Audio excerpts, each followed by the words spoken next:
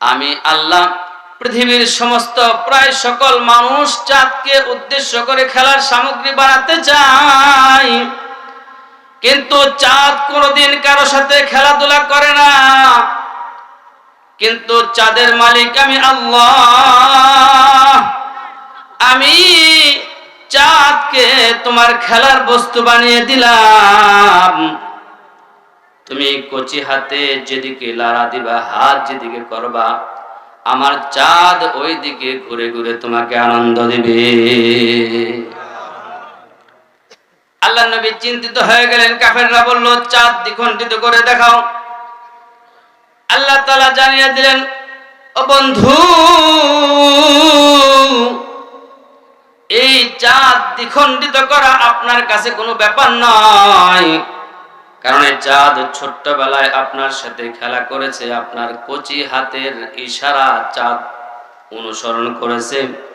তখন তো আপনাকে নবুয়ত দেওয়া হয় নাই, এখন আপনাকে নবুয়ত দান করেছি। আপনি আমার বান্দা, আপনি আমার বন্ধু। আপনি শুধুমাত্র শাহাদাত আঙ্গুল দ্বারা ইশারা করেন, ইশারা করার সঙ্গে সঙ্গে আমার সৃষ্টি চাঁদ দ্বিখণ্ডিত হয়ে যাবে। আল্লাহ নবী চাঁদকে শাহাদাত আঙ্গুল দ্বারা ইশারা করলেন, সঙ্গে সঙ্গে চাঁদ দ্বিখণ্ডিত হয়ে জাবালে আবু কুবাইসের দু প্রান্তে গিয়ে কাঁপা শুরু করে। চেহারায়ে চুয়াসেরা तुमसे कोई हमदम कोई दम साज नहीं है, बाती तो है हर दम मगर आवाज नहीं है। तुमसे कोई हमदम कोई दम साज नहीं है, बाती तो है हर दम मगर आवाज नहीं है। আজকের মারাপাড়া জামি মসজিদের উদ্যোগে আয়োজিত এই মাহফিলের সম্মানিত সভাপতি, ধর্মপ্রাণ মুসলমান ভাইয়েরা, পর্দার অন্তরালে অত্যন্ত শ্রদ্ধেয় আমার মা ও বোনেরা, এই যে আমরা এখানে কিছু কথা বলা এবং শোনার জন্য একত্রিত হয়েছি, আমরা আগে সকলেই নিয়তটা খালেস করে নেই। আমাদের বলা এবং শোনা যেন একমাত্র আল্লাহ তাআলাকে খুশি করার জন্য হয়, বলেন আমিন। এবং এখান থেকে কোনো কিছু আমরা যদি গ্রহণ করার থাকে, আমরা যেন গ্রহণ করতে পারি। আমাদের সবাইকে আল্লাহ তাআলা তৌফিক দান করে। তো 9:15 বেজে গেছে, কোনো ভূমিকা ছাড়াই আমি আমার আলোচনা আপনাদের সামনে পেশ করতেছি। আল্লাহ হলো আমাদের মালিক। আল্লাহ আমাদেরকে, একটু জোরে বলেন তো সবাই, সবাই তো বললেন না। আল্লাহ আমাদের কি? সকলে জোরে বলেন। তো মালিকের, যিনি মালিক হয় তার গোলাম থাকে। তো আমাদের মালিক যেহেতু আল্লাহ তাআলা, আমরা হলাম তার গোলাম, বান্দা। আরবিতে বলা হয় আব্দুন, উর্দুতে বলে বান্দা, আমরা বাংলায় বলি বান্দা, বলি না ভাই? আর একেবারে খাস বাংলায় হলো গোলাম। গোলামটাও উর্দু শব্দ, ফার্সি শব্দ, গোলাম। তো আমরা আল্লাহ তাআলার বান্দা, গোলাম হয়ে খুশি না বেজার? কারণ মহান আরশের মালিক যিনি, 7 আসমান জমিনের মালিক যিনি, তার মতো মালিকের গোলাম হওয়াটাও অনেক ভাগ্যের ব্যাপার। রাষ্ট্রপ্রধানের পিএস হওয়াটাও অনেক ভাগ্যের ব্যাপার না? তো আমরা আল্লাহ তাআলার বান্দা, গোলাম। নাকি আপনাদের গোলাম পরিচয় দিতে কোনো সংকোচ বোধ হয়? কিন্তু আমাদের নবীর কিন্তু সংকোচ বোধ হয়নি। আমাদের নবী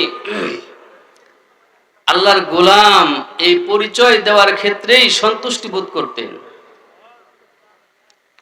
যেমন একবার জিবরাইল আলাইহিস সালাতু ওয়াস সালাম আল্লাহ রাসূলের সাথে বসে আছেন। ওই মুহূর্তে ইসরাফিল আলাইহিস সালাতু ওয়াস সালাম উপর থেকে আল্লাহ রাসূলের কাছে আসলেন। হাদিস লম্বা, অল্প একটু বলতেছি। ওখানে দুধ দিলেন ইত্যাদি, আরো পানি, মধু, শরাব দিলেন।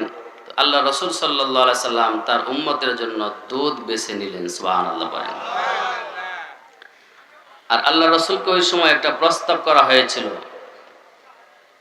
ইসরাফিল আলাইহিস সালাম বলেছিল, ইয়া রাসূলুল্লাহ, আপনি এই জমিনে বাদশাহ নবী হতে চান না বান্দা নবী হতে চান? সুলাইমান পয়গম্বরের মতো আপনি বাদশাহ হয়ে যাবেন, এই বাদশাহী পেয়ে তারপরে নবুয়ত আপনি লাভ করতে চান, নাকি বান্দা আল্লাহর গোলাম হয়ে আপনি নবী হিসাবে থাকতে চান?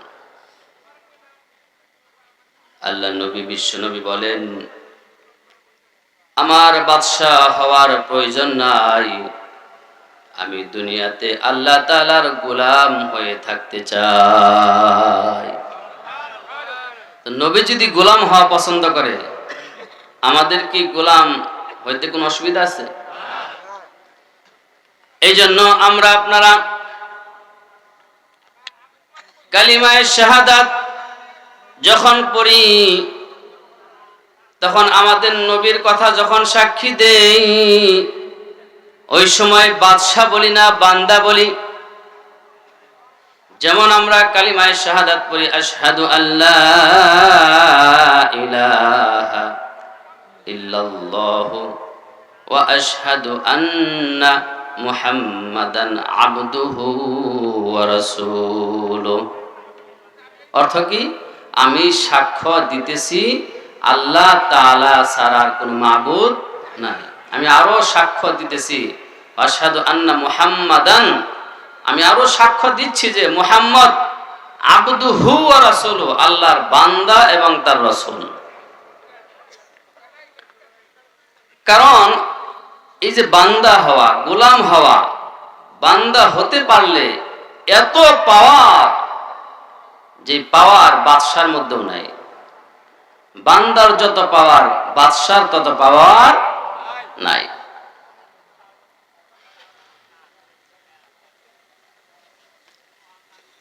কারণ আপনারা শুনেছেন, আমাদের নবী, বিশ্ব নবীকে কাফের বেঈমানেরা বলেছিল, কাফেররা তো যখন যেটা মনে চায় সেটাই বলে, যখন যেখানে উপস্থিত থাকে উপস্থিত মুহূর্তে একটা জিনিস দেখাতে বলে। যেমন সালেহ আলাইহিস সালাম দাওয়াত দিতেছে, চতুর্দিকে যেহেতু পাহাড়ি অঞ্চল, পাথর, বড় বড় পাথর, তো দাওয়াত দিচ্ছে মানুষদেরকে। তারা বলে, এই সালেহ, তুমি যে নবী তার প্রমাণ দাও। বলে, তোমরা কি প্রমাণ চাও বলো আমার কাছে। এখন এদিক সেদিক তাকিয়ে দেখে কি চাবো, দেখে পাশে একটা বড় পাথর। বলে, এই পাথর থেকে একটা উটনি বের করো। এটা তারা মনে করছিল, তারা বলেছিল হঠকারিতামূলক, চুপ করে দেওয়ার জন্য। যেমন একটা কথা বলবো, উনি পারবে না, বলবো যাও বাবা এখান থেকে ভাগো, আর নবুয়ত দাবি করো না, ভাগো যাও। কি বলেন? এই জন্যই তো বলছিল, না হলে পাথর থেকে উট বের হয় নাকি? থ খাইয়ে দেওয়ার জন্য, মুখ বন্ধ করে দেওয়ার জন্য বলেছে এই পাথর থেকে উটনি বের করো। হযরত সালেহ আলাইহিস সালাতু ওয়াস সালাম আল্লাহ তাআলার কাছে বললেন, আল্লাহ, পাথর থেকে উটনি বের করতে বলে। আল্লাহ তাআলা সালেহ আলাইহিস সালাতু ওয়াস সালামকে বললেন, সালেহ, তুমি পাথর থেকে উটনি ডাক দাও, পাথর ফেটে তোমার ডাকে সাড়া দিয়ে উটনি বের হয়ে আসবে। তো রাত্রিবেলা আল্লাহ রাসূল দাওয়াত দিচ্ছিলেন। কাফের বেঈমান আবু জেহেল, উতবা, শাইবা, ওয়ালিদ ইবনে মুগীরা, এরা বলে, তুমি নবী, তার প্রমাণ দাও। আল্লাহ রাসূল বলে, তোমরা কি প্রমাণ চাও? এখন রাত্রি তো, অন্য কিছু তো আর দেখা যায় না, শুধু দেখা যায় চাঁদ। বলে, এই চাঁদটা দ্বিখণ্ডিত করে দেখাও।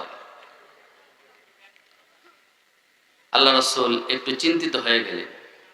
যে কোথায় আমি আর কোথায় চাঁদ, এই চাঁদ আমি কিভাবে তাদেরকে ফাটিয়ে দেখাবো। ছোট্টবেলায় একদিন আমাদের নবী হযরত আব্বাস রাদিয়াল্লাহু তাআলা আনহুর কুলে খুব হাসতেছিলেন, এরকম করে। তা আব্বাস রাদিয়াল্লাহু তাআলা আনহু চিন্তা করে যে আমার ভাতিজা এরকম করতেছে, কি দেখে হাসে। তাকিয়ে দেখে যে আমাদের নবী চাঁদকে নিয়ে খেলা করতেছে। আল্লাহু আকবার বলেন, আল্লাহু আকবার। আমরা ছোট্টবেলায় কত বললাম, আয় আয় চাঁদ মামা টিভি দিয়ে যা, চাঁদের কপালে চাঁদ টিভি দিয়ে যা, ধান বানলে কুড়ো দেব, মাছ কাটলে মুড়ো দেব, কালো গায়ের দুধ দেব, চাঁদের কপালে চাঁদ টিভি দিয়ে যা। বলছেন না সবাই এগুলো? কোনদিন আসছে কোনদিন চাঁদ আপনাদের কথায়? কিন্তু চাঁদ নিয়ে, বিভিন্ন বিষয় নিয়ে বিশ্ব নবীকে চাঁদ ডেকে খেলা করাবে, বিভিন্ন খেলা সামগ্রী দিয়ে আল্লাহ রাসূলকে খেলাধুলা করিয়ে সন্তুষ্টি করবে, এমন কোন মানুষ নবীর ছিল না। কারণ ছোট্টবেলায় মা মারা গেছে আর জন্মের আগে বাবা চলে গেছে। রাসূলকে নিয়ে তামাশা করবে, একটু হাসি মজাক করবে, এমন কোন মানুষ ছিল না। তাই বলে কি নবী খেলাধুলা করবে না? আল্লাহ তাআলা বললেন, তোমাকে তো চাঁদ দিয়ে খেলার জন্য কেউ চাঁদকে ডাকবে না। আমি আল্লাহ পৃথিবীর সমস্ত প্রায় সকল মানুষ চাঁদকে উদ্দেশ্য করে খেলার সামগ্রী বানাতে চাই, কিন্তু চাঁদ কোনোদিন কারো সাথে খেলাধুলা করে না। কিন্তু চাঁদের মালিক আমি আল্লাহ। আমি চাঁদকে তোমার খেলার বস্তু বানিয়ে দিলাম। তুমি কচি হাতে যেদিকে লাড়া দিবা, হাত যেদিকে করবা, আমার চাঁদ ওই দিকে ঘুরে ঘুরে তোমাকে আনন্দ দিবে। আল্লাহ নবী চিন্তিত হয়ে গেলেন। কাফেররা বলল, চাঁদ দ্বিখণ্ডিত করে দেখাও। আল্লাহ তাআলা জানিয়ে দিলেন, ও বন্ধু, এই চাঁদ দ্বিখণ্ডিত করা আপনার কাছে কোনো ব্যাপার নয়। কারণ এই চাঁদ ছোট্টবেলায় আপনার সাথে খেলা করেছে, আপনার কচি হাতের ইশারা চাঁদ অনুসরণ করেছে। তখন তো আপনাকে নবুয়ত দেওয়া হয় নাই, এখন আপনাকে নবুয়ত দান করেছি। আপনি আমার বান্দা, আপনি আমার বন্ধু।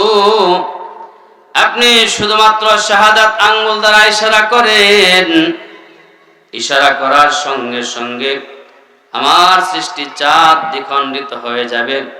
আল্লাহ নবী চাঁদকে শাহাদাত আঙ্গুল দ্বারা ইশারা করলেন, সঙ্গে সঙ্গে চাঁদ দ্বিখণ্ডিত হয়ে জাবালে আবু কুবাইসের দু প্রান্তে গিয়ে কাঁপা শুরু করে দিলেন। কোন বাদশার পক্ষে কি এরকম চাঁদ ফাটানো সম্ভব? কিন্তু আল্লাহ রাসূল হলেন বান্দা। আল্লাহ রাসূলকে বান্দা কেন বলা হয় এই কথা বলার সময় নাই। বান্দার কিছু গুণ থাকে, সর্বোচ্চ সেই গুণগুলো আমাদের নবীর মাঝে ছিল বিধায় আমাদের নবীর একটা গুণ হলো আল্লাহ রাসূল বান্দা। এখন বলেন তো, সূর্য কি কখনো আপনাদের কথা শুনেছে? শুনবে কারো কথা কোনোদিন? কোন বাদশার কথা? এই পৃথিবীতে 4 জন বাদশা রাজত্ব করেছে, 2 জন মুসলমান, 2 জন কাফের। এই 4 জন পুরো পৃথিবীর বাদশা, তাদের কথা কি চাঁদের সূর্যে শুনেছে?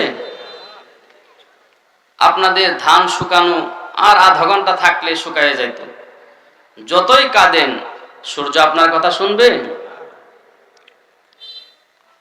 কিন্তু যদি বান্দা হওয়া যায়, আমাদের নবী বিশ্ব নবী জনাবে মুহাম্মদুর রাসূলুল্লাহ সাল্লাল্লাহু আলাইহি ওয়াসাল্লাম একদিন হযরতে আলী রাদিয়াল্লাহু তাআলা আনহুর রানের মধ্যে শুয়ে বিশ্রাম করতেছিলেন, একটু ঘুমিয়ে গেছেন।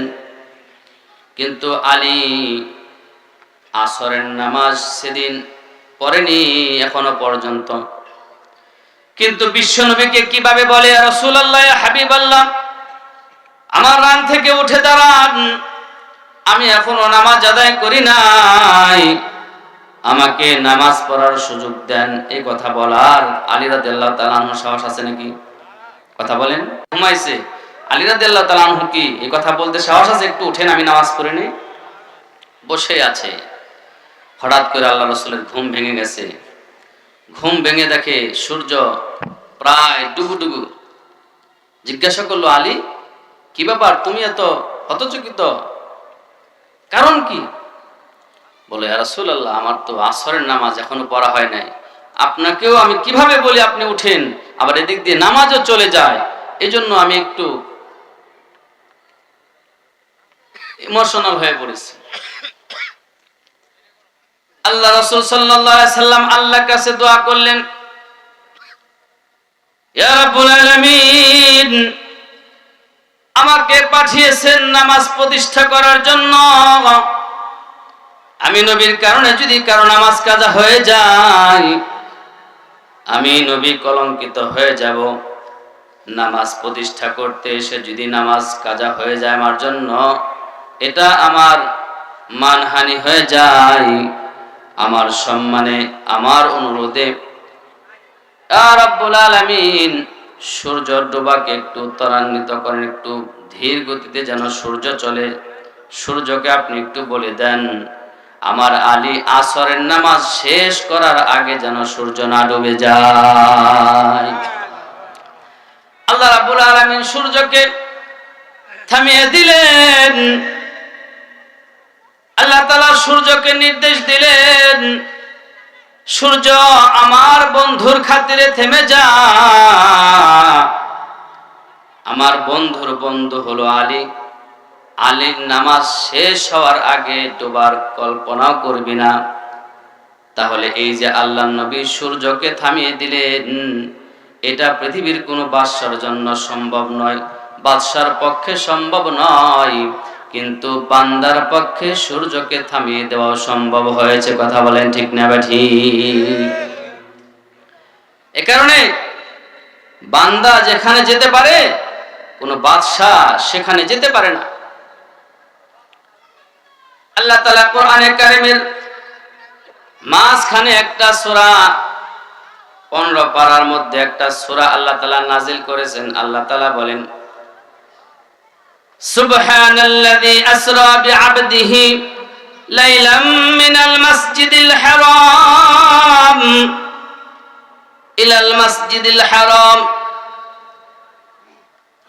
আকসাল্লাযী বারাকনা হাওলাহু লিনুরিয়াহু মিন আয়াতিনা ইন্নাহু হুয়াস সামিউল বাসীর।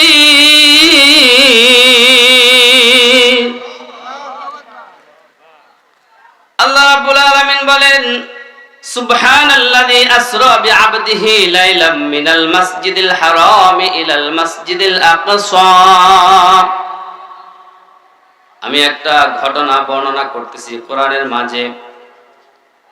আল্লাহ তাআলা এই ক্ষেত্রেও বলেন, সুবহান, তিনি কত মহান, তিনি কত পবিত্র। আসরা বিআবদিহি, আসরা বিআবদিহি, এই যে দেখেন এখানে কি বলেছে, আসরা, তিনি ইসরা করিয়েছেন, আবদিহি বিআবদিহি, তার বান্দাকে। তো মেরাজ আল্লাহ রাসূল কাকে করিয়েছেন? আমাদের নবীকে। এখানে বলেছেন মুহাম্মদকে, আহাম্মদকে, বিশ্ব নবীকে, এগুলো বলেছেন। কি বলেছে? আসরা বিআবদিহি লাইলাম মিনাল মাসজিদিল হারাম ইলাল মাসজিদিল আকসা।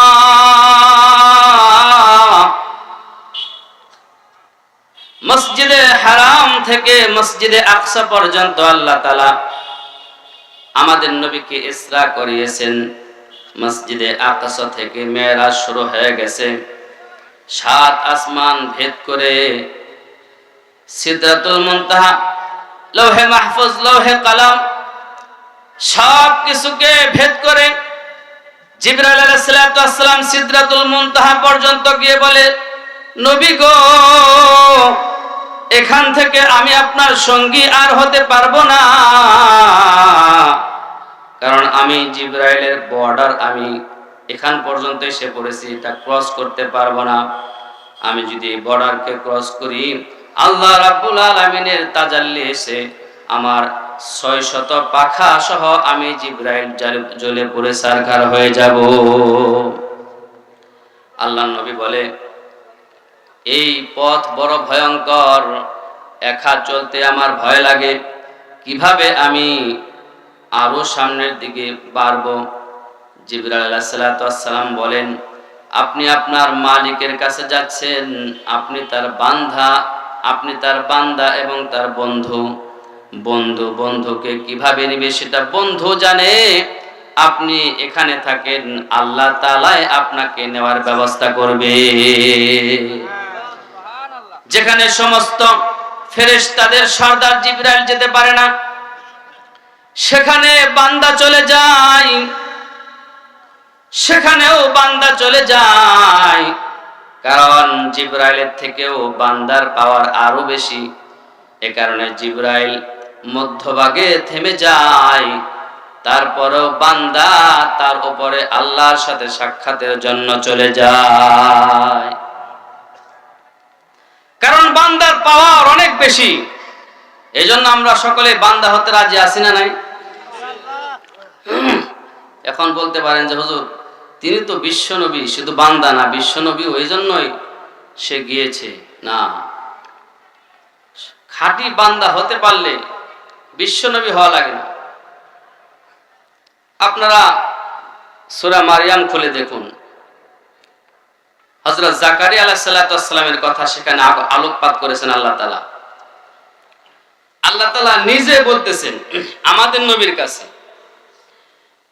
যে, বন্ধু, আপনাকে আমি আমার একজন বান্দার গল্প শোনাবো। কার গল্প? আরেকটু জোরে বলেন। বান্দার গল্প না বাদশার গল্প?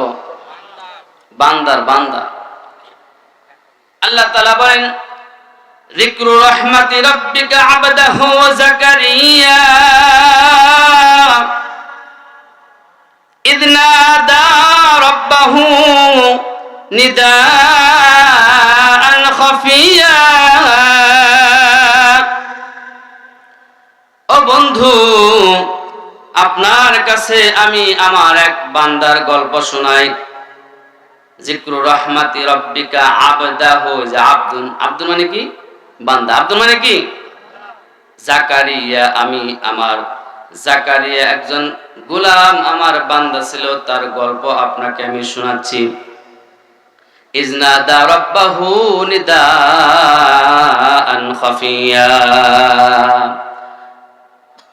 যখন সে চুপি সারে সে তার রবকে ডেকেছিল। কোথায় গিয়ে ডেকেছিল? মারিয়াম আলাইহিস সালামের কাছে গিয়ে দেখে সে তাকে একটা রুমে তালা দিয়ে যাইতো। মহিলা মানুষ তো, মসজিদের খাদেমা বানাবে, তার মা মান্নত করেছিল, মনে করছিল ছেলে সন্তান দিবে আল্লাহ তাআলা, দেখে মেয়ে সন্তান হয়েছে। এখন মান্নত যেহেতু করেছে, মেয়েই মহিলা মানুষ মসজিদের খাদেম, কিন্তু মহিলা মানুষ তো সব জায়গায় রাখা যাবে না, কি বলেন? সমস্যা আছে না? এজন্য তার জন্য আলাদা একটা ঘর বানিয়েছে। জাকারিয়া আলাইহিস সালাম তাকে ঘরে তালা দিয়ে কোথাও যাইতেন। কয়েকদিন আর আসতে পারেনি, 3 দিন চলে গেছে, মনে করছে না খেয়ে তো মেয়েটা মারা গেছে। এসে দেখে দরজা খুলে যে মৌসুমে বেমৌসুমি ফল, আমের সিজন না কিন্তু দেখা যায় আম, আঙ্গুরের সিজন না দেখা যায় আঙ্গুর। জাকারিয়া বলে, মারিয়াম, এগুলো কোত্থেকে পাইলা? মারিয়াম আলাইহিস সালাম বলেন, এটা আমার মালিক, আমি যার বান্দি, আমি যার গোলাম, ওই মালিকের পক্ষ থেকে আমাকে বেমৌসুমে মৌসুমি ফল দান করেছেন। জাকারিয়া আলাইহিস সালাম ওই মুহূর্তে একটা চিৎকার দিয়ে মেহরাবে চলে গেলেন, কারণ আল্লাহ হলো মালিক, বান্দা মালিকের কাছে যাইতে হবে, আর মালিকের ঘর হলো মসজিদ। মালিকের ঘরের নাম কি? আর একটু জোরে বলেন। এই মসজিদ কার ঘর? আল্লাহর ঘর। আল্লাহ বলেন আন্নাল মাসাজিদা লিল্লাহি জামিআ। দুনিয়ায় যত মসজিদ আছে সমস্ত মসজিদ হলো আমি আল্লাহ। আন্নাল মাসাজিদা লিল্লাহ, সমস্ত মসজিদ আমি আল্লাহ। জাকারিয়া আলাইহিস সালাতু ওয়াস সালাম সাথে সাথে মিহরাবে চলে গেলেন। আল্লাহ তাআলাকে ডাক দিয়ে বললেন, আল্লাহ রব্বি হাবলি, আমাকে দান কর একটা পুত্র সন্তান, আমাকে দান কর। এই কথা যখন বান্দা জাকারিয়া আল্লাহ তাআলার কাছে বলে ফেললেন, আল্লাহ তাআলা সাথে সাথে বান্দার ডাকে সাড়া দিয়ে বলেন, ইয়া জাকারিয়া ইন্না নুবাশশিরুকা বিগুলামিন ইসমুহু ইয়াহইয়া। তুমি আমার বান্দা হইয়া আমার ঘর মসজিদে এসে আমার মসজিদের মেহরাবের ভিতরে একা একা চুপিসারে তুমি কেঁদে কেঁদে আমার কাছে সন্তান চেয়েছিলাম। শুধু সন্তান দিলাম না, সন্তানের নামও আমি আল্লাহ রেখে দিলাম। তোমাকে ইয়াহইয়া নামে একজন সন্তান আমি আল্লাহ তোমাকে দান করলাম। একটা সন্তানও দিলাম, নামও আমি আল্লাহ রেখে দিলাম। বলেন তো, আপনার সন্তানের নাম যদি বিশ্ব নবী রাখতেন কেমন খুশি লাগতো? আর আল্লাহ তাআলা নিজে নাম দিয়ে দিছেন যে তোমাকে ছেলেও দিলাম, নামও আমি আল্লাহ রেখে দিলাম। এখানেও আল্লাহ তাআলা কি বলেছেন? যিকরু রাহমাতি রাব্বিকা আবদাহু, তার এক বান্দার সুসংবাদ, বান্দার খবর আল্লাহ তাআলা শোনাতে চান আমাদের নবীকে। আপনারা শুনেছেন হযরত মারিয়াম আলাইহিস সালাম, এই যে এখন যার কথা বললাম, তিনার কি বিয়ে হয়েছিল? সকালে বলেন বিয়ে হয়েছিল, কিন্তু বাচ্চা হয়নি। বাচ্চা হয়েছে না? বিবাহ হয় নাই, স্বামী নাই, বাচ্চা। এটা কি পরিবার, সংসার, সমাজ, দেশ, রাষ্ট্র মেনে নেবে? উনার পেটে বাচ্চা এসে গেল। ঘটনা তো লম্বা। বাচ্চা যখন ভূমিষ্ঠ হয়ে গেল, তিনি আগে অপমানিত করে, লাঞ্ছিত করে এলাকা থেকে দূর দূর করে তাড়িয়ে দিয়েছে। পেটে বাচ্চা আসলো কোত্থেকে? বিয়ে হয়নি। দুঃখ ভারাক্রান্ত মন নিয়ে তিনি চলে গেলেন মরু প্রান্তরে। যা হোক, ঘটনা লম্বা। তো গিয়েছিল তো একটু পেটটা উঁচা, ছেলেও হতে পারে, সন্তানও হতে পারে, টিউমারও তো হতে পারে। কি বলেন? আমাদের দিকে এক মেয়ের এরকম নিচের পেট উঁচু হয়ে গেছে, মানুষ বলছে দেখছো বিয়ে হয় না, পেট হয়ে গেছে। পরে সে তো জানে যে আমি তো কোনো বাজে কাজ করিনি, অতএব আমার এখানে তো বাচ্চা আসার প্রশ্নই আসে না। ডাক্তারের কাছে গেছে, গিয়ে দেখে এই তল পেটে, নিচের পেটে এরকম বড় টিউমার হয়েছে। পরে তার মা গামলায় করে সেই ডাক্তারে বলছে যে টিউমারটা আমার কাছে দিয়ে দেন, কারণ আমার মেয়ের এখন বিয়ে হয়নি। মানুষ তো মনে করবো বাচ্চা কোথাও ফালিয়ে ফেলে দিয়ে আসছে। তার মা এই পেয়ালায় করে টিউমার এনে এলাকার সবাইকে দেখিয়েছে যে দেখো, তোমরা মনে করছিলে আমার মেয়ের পেটে বাচ্চা, এই যে টিউমার, ডাক্তার কেটে বের করে দিছে। তা আগে তো পেট উঁচু ছিল, মনে করছে টিউমারও তো থাকতে পারে। এখন তো একেবারে হাতে নাতে বাচ্চা নিয়ে এলাকায় প্রবেশ করছে। এখন কেমন লাগে? এখন তো আরো নিয়ে আসছে ঝাড়ু।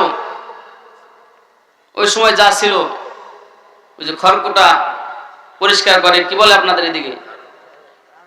কানাইল। কানাইল কানাইল নিয়ে আসছে, ইটা মুগুর নিয়ে আসছে, ইটা ভাঙে না।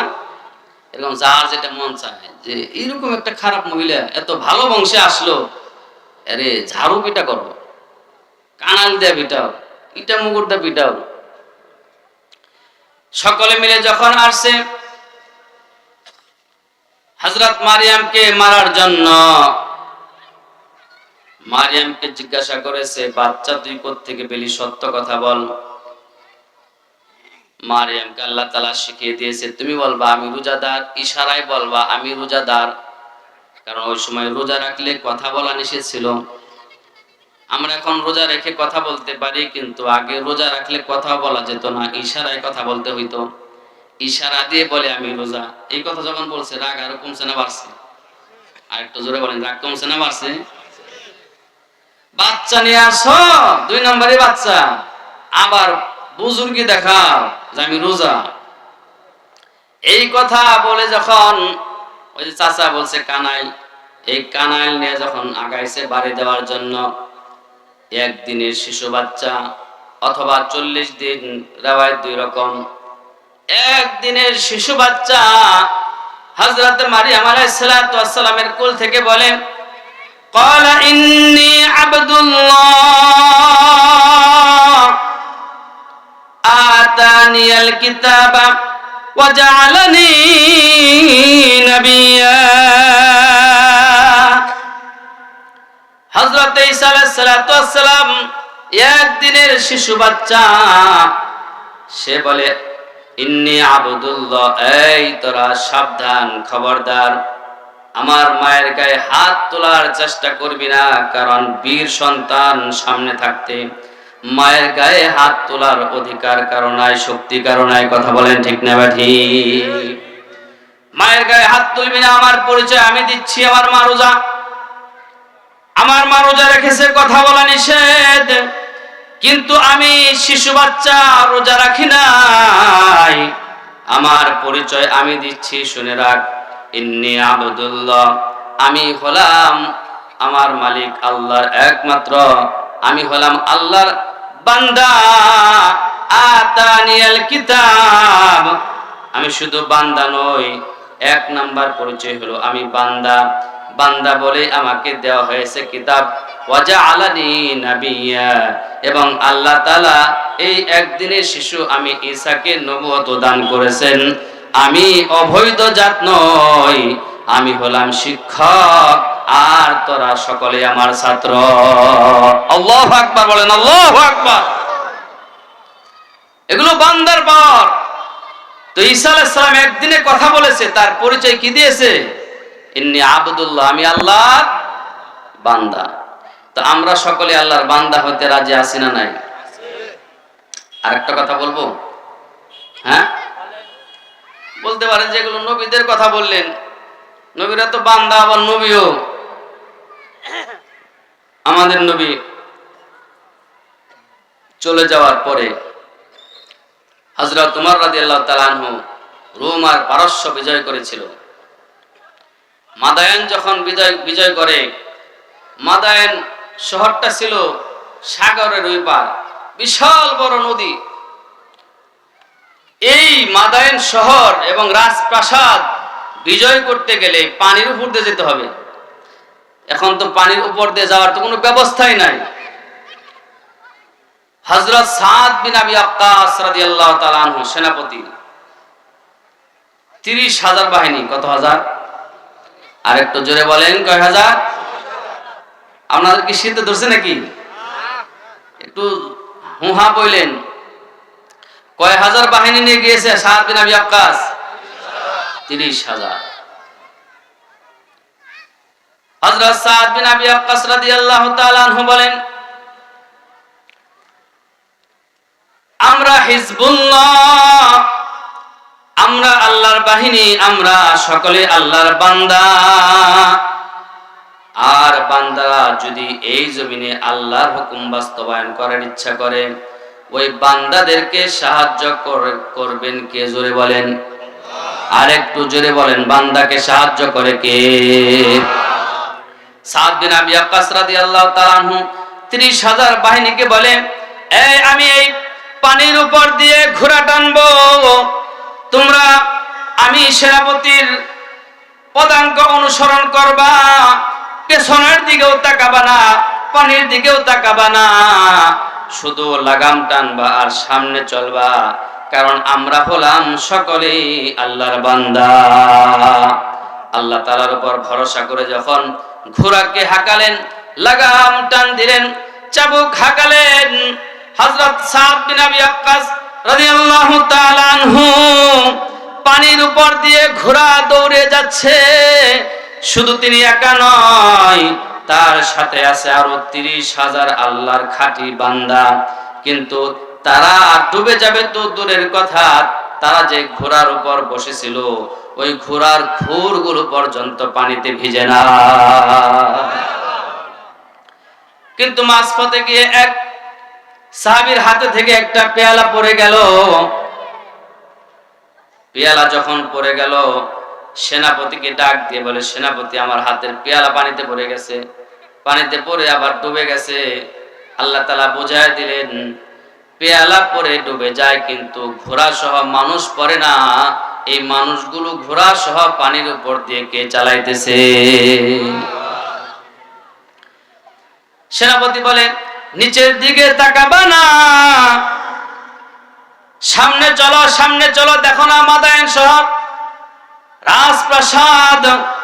আল্লাহর নবী, বিশ্ব নবী, তিনি আগেই বলে গেছেন রোম পারস্য ইসলামের পতাকা তলে আসবে, আমরাই হব এই মাদায়েন বিজয়কারী। নিচের দিকে তাকায়ও না, শুধু সামনে চলো। কিন্তু সাহাবী বলে, না, আমি আমার পেয়ালা রেখে সামনে চলবো না, কারণ এই পেয়ালাটা আমি আমার হাবিব মুহাম্মদুর রাসূলুল্লাহ সাল্লাল্লাহু আলাইহি ওয়াসাল্লামের কাছ থেকে পেয়েছি। আমার নবী এটা দ্বারা পানি পান করত। নবী যেখানে মুখ লাগায়া ঠোঁট লাগিয়ে পানি পান করত, আমি ওই জায়গাটা দাগ দিয়ে রেখে দিয়েছি। আমি যখন এই পেয়ালা থেকে পানি পান করি, আমি শুধু পানির স্বাদ গ্রহণ করি তা নয়, আমি বিশ্ব নবীর লেগে থাকা ঠোঁটের লালা মুবারক থেকে সেখান থেকে মজা আহরণ করি, স্বাদ উপভোগ করি। আমার এই পেয়ালা থেকে ওই জায়গায় মুখ লাগিয়ে পান করলে আমার আর কখনো ক্ষুধা পায় না। অতএব এমন বরকতি পেয়ালা ফেলে আমি যাব না। সাদ বিন আবি ওয়াক্কাস পানির মাখলুকদেরকে ডেকে বলে, এই পানি থেকে আসো, আমরা আল্লাহর বান্দা, আমরা আল্লাহর বাহিনী, আমরা আল্লাহর দল। দুনিয়াতে আমরা আল্লাহর দ্বীন বাস্তবায়ন করার জন্য, কুফরকে শিরককে মূলোৎপাটিত করার জন্য, এই যে মাদায়েন বিজয় করার জন্য যাচ্ছি। এমন কে আসো পানিতে? আমার একজন সিপাহীর পানির পেয়ালা পড়ে গেছে, এটা একটু উঠিয়ে দিবে। সাথে সাথে পেয়ালাকে কোন একটা মাছে মুখে করে উপরের দিকে লাফ দিয়ে ওই সাহাবীর হাতের মধ্যে পেয়ালা পর্যন্ত হাতে দিয়ে গেছে। এই শক্তি তারা কোত্থেকে পেল? কারণ তারা ছিল আল্লাহর খাঁটি বান্দা। এজন্য আমাদেরকে বান্দা হতে হবে। এখন বলতে পারেন, হুজুর তিনিও তো সাহাবী ছিল। এই তো খুব তো বেশি আগের কথা নয়, আমাদের ভারতবর্ষের এক বুজুর্গ, তিনি খাজা আব্দুল ওয়াহিদ রহমাতুল্লাহি আলাইহি, তিনি একজন আবেদ ছিল। বান্দার এত পাওয়ার, তিনি ইবাদত করতে করতে বিয়ের সময় পায়নি, বিয়ের সময় পার হয়ে যায়। একদিন আল্লাহর কাছে বলে, আল্লাহ, আমি তো বিয়ে করলাম না, আমি শুনেছি জান্নাতে প্রত্যেকটা মানুষকে তুমি বিবি দিবা। তো উনি একদিন স্বপ্নের মাঝখানে স্বপ্নে দেখতেছে জান্নাত ঘুরে ঘুরে বেড়াইতেছে। কারণ জান্নাত দেখাটা এটা বান্দার জন্য নসিব। এত খাঁটি বান্দা ছিল, স্বপ্নের ভিতরে জান্নাত এবং জান্নাতে তার জায়গা পর্যন্ত দেখে ফেলেছে। বলেন না সুবহানাল্লাহ। স্বপ্নে জান্নাত দেখে আল্লাহ তাআলার কাছে বলে, আল্লাহ, জান্নাত তো দেখলাম কিন্তু বিবি তো দেখলাম না, দুনিয়াতে বিবাহ করি নাই। এই জান্নাতে কাকে আমার বিবি হিসাবে তুমি দিবা? যদি একটু দেখতে পারতাম তাহলে মনটা জোড়াইতো যে দুনিয়াতে বিবি পাইলাম না, জান্নাতে গিয়ে বিবি অবশ্যই পাবো। আল্লাহ তাআলা ঘুমের মাধ্যমে তাকে জানিয়ে দিলেন, অমুক মরু প্রান্তরে একটা দাসী বান্দি, সে তার নাম হলো মাইমুনা, সে তোমার স্ত্রী হবে। এই খাজা আব্দুল ওয়াহেদ বলল, সে আবার কেমন বান্দি যে আল্লাহ তাআলা একজন দাসী বান্দিকে আমার জন্য স্ত্রী হিসাবে কবুল করেছেন, একটু দেখে আসি। তো যেই লোকেশন আল্লাহ তাআলা স্বপ্নে দিয়েছে, সেই লোকেশন অনুযায়ী সেখানে সে চলে গেছে। গিয়ে দেখে ওই দাসী বান্দি সে ছাগল চড়াইতেছে মাঠে, নামাজের সময় হয়ে গেছে, নামাজ পড়তেছে। খাজা আব্দুল ওয়াহেদ রহমতুল্লাহ আলাইহি চিন্তা করলো যে নামাজের সময় তো ডিস্টার্ব করা যাবে না, নামাজটা শেষ করুক, একটু কথা বলি, দেখি কিরকম। মাইমুনা, হযরত মাইমুনা সালাম ফিরাতে দেরি, দুদিকে সালাম ফিরিয়ে বলতেছে, ওহে আগন্তুক, ওহে আব্দুল ওয়াহেদ, তুমি ওখান থেকে এখানে কি জন্য এসেছো? আমাকে দেখার জন্য। আল্লাহ তাআলা তো তোমার সাথে আমার সাক্ষাৎ ঘটাবে জান্নাতে, এখানে কেন আসছো? দুনিয়াতে পাবা না বলেই তো আল্লাহ তাআলা জান্নাতি করে দেখিয়েছে, তুমি আবার এখানে কেন আসছো? খাজা আব্দুল ওয়াহেদ বলে, আমি তোমার পিছনে দাঁড়িয়ে আছি, কিভাবে তুমি জানলা, কিভাবে তুমি দেখলা আমি এসেছি? বলে, যে আল্লাহ তোমাকে আমার খবর, নাম সহ ঠিকানা সহ দিয়েছেন, ওই মালিক, আমি যে আল্লাহর জন্য দাসীবাদী হয়ে খাটতেছি, কিন্তু বিবাহের পিড়িতে বসতেছি না, মাঠে ময়দানে থাকি আর আল্লাহর ইবাদত করি। তোমাকে যদি আল্লাহ আমার খবর দেয়, তাহলে আমার মালিক আল্লাহ কি আমাকে তোমার খবর দেবে না নাকি? সুবহানাল্লাহ। যাও যাও, সামনে এসো না, দেখা হবে জান্নাতে, অপেক্ষা করো, আমল করো। এরা হলো খাঁটি বান্দা আর বান্দি। এমন খাঁটি বান্দা আর বান্দি যদি আমরা হতে পারি, আমরাও জান্নাত দেখা সম্ভব কি সম্ভব না? কথা বলেন। কারণ মুমিন বান্দা, যারা মুমিন বান্দা, তাদের রূহ আল্লাহর আরশ আজিমের উপরে। সুবহানাল্লাহ বলেন। আর একটু জোরে বলেন সুবহানাল্লাহ। মুমিন বান্দার রূহ শুধু জান্নাতে নয়, মুমিন বান্দাদের রূহ কোথায়? আল্লাহ তাআলার আরশ আজিমের উপরে। শুধুমাত্র সেই অর্জনটা দুনিয়া থেকে করে যেতে হবে। তা আমি বলতেছিলাম, এই যে বান্দা, এই বান্দার অনেকগুলো গুণ থাকে।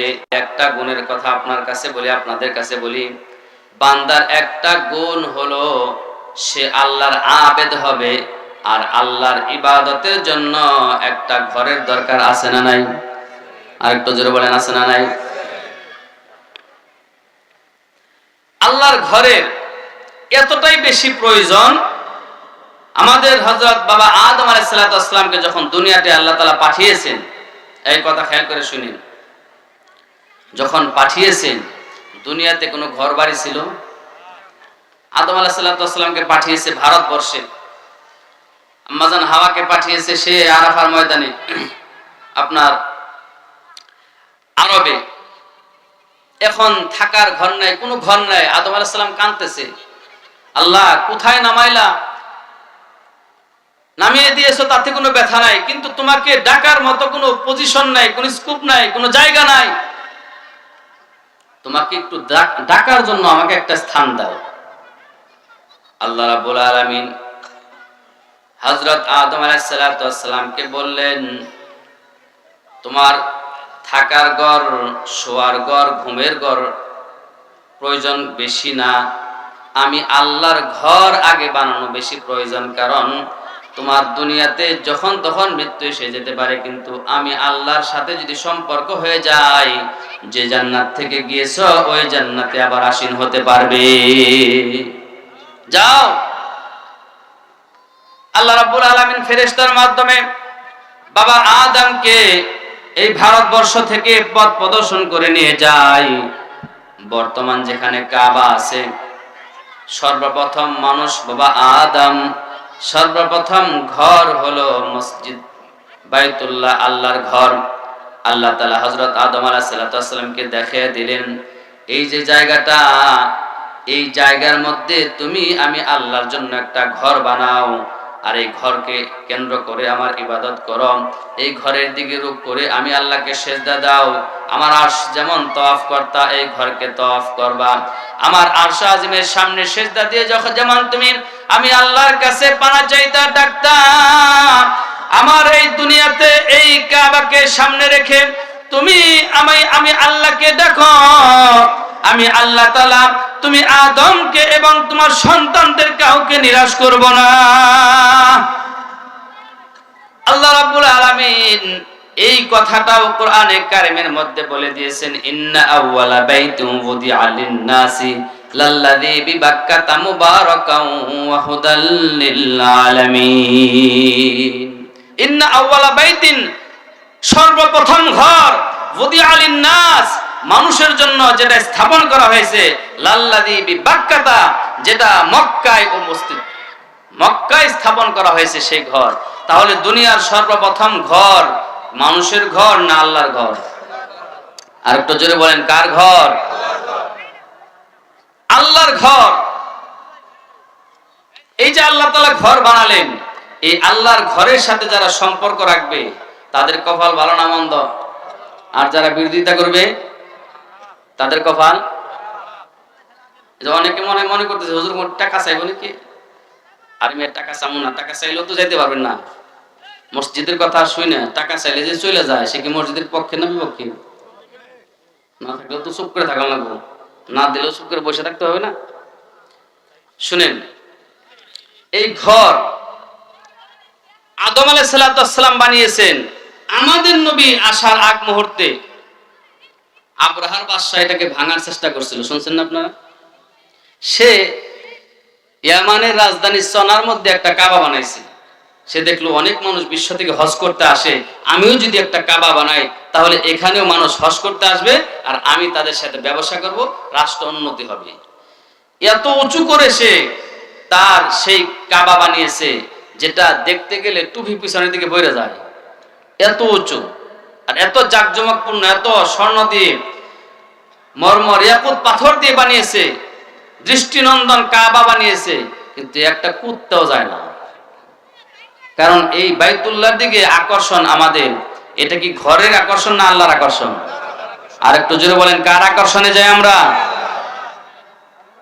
আর ওটার মধ্যে কোনো আকর্ষণ আছে? কেউ যায় না। ঘোষণা দিয়ে দিছে সমস্ত আরবে, এই এখন থেকে ওই কাবা বাদ, আমার নতুন কাবায় হজ করার জন্য আসো। এই কথা কুরাইশের একজনে জানতে পেরে, ইয়ামানে ছিল, ব্যবসা করতেছিল, এই ব্যবসায়ী